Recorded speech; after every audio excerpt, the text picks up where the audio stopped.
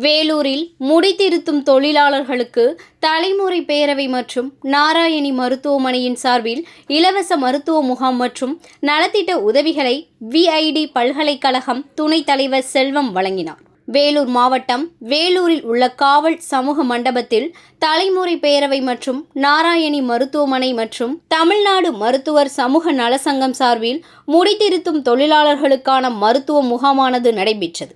இதனை நாராயணி மருத்துவமனையின் இயக்குனர் பாலாஜி துவக்கி வைத்தார். இதில் ஓய்வு பெற்ற ஆட்சிப்பணி அதிகாரி சிவகாமி உள்ளிட்டோர் கலந்து கொண்டனர்.